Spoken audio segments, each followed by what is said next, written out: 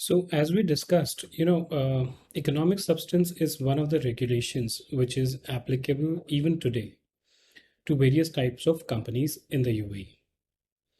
So before we get into the details as to what economic substance regulations are, there are a few basic points which one should know before we get into the deeper regulations. The first question is, why are these regulations introduced? The answer to this is simple, that there were many foreign companies which used to reduce their tax bill by showing profits in countries where the tax rates are zero or lower, and therefore effectively, I would not say robbing, but effectively taking away the useful tax revenue away from countries where it should genuinely be paid. And in the process, even the zero tax percent paying countries did not get any advantage out of this entire arrangement. So in order to ensure that these companies who are trying to show profits in jurisdictions with lower tax rate, they don't do that, the economic substance regulations were introduced. And the purpose of these regulations was that whenever anyone is carrying out some activity, some as in some covered activity, then they should have economic substance in the UAE before they conduct those operations. If they don't have economic substance relevant to the activity or the profit level that they are showing, then under these regulations, there are penalties which are specified. And there could also be sharing of information between UAE and the country where this foreign company is registered. The second question is, who are covered? Basically here, companies, legal entities, etc. are covered, provided they were carrying out any one of the 9 relevant activities which were specified under economic substance regulations.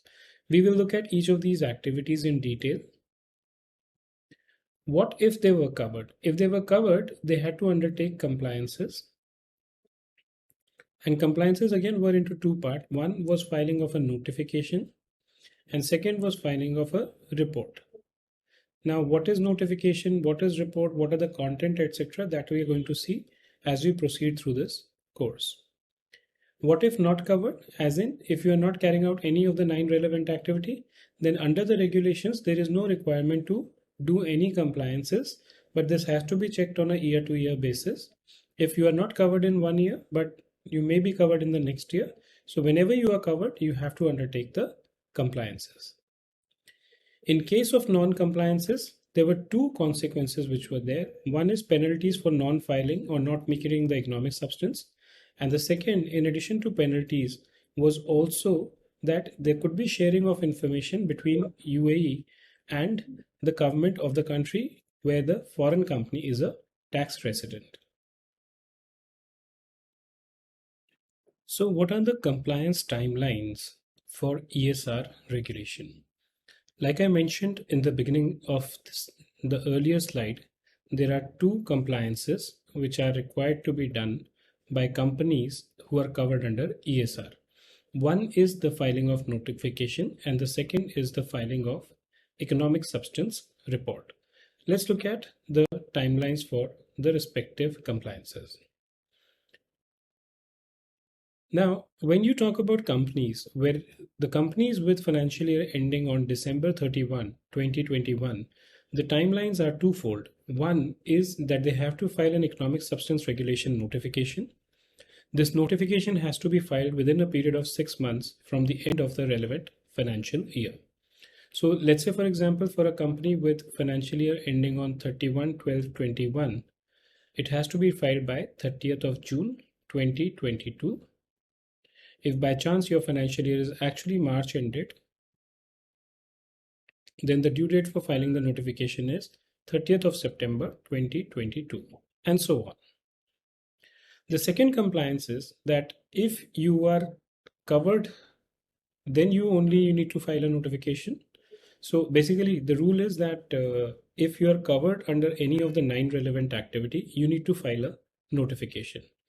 But if you are not carrying out any relevant activity, then you are under no obligation to file an economic substance notification. Now, assuming you are carrying out a relevant activity, but you do not earn any income out of it.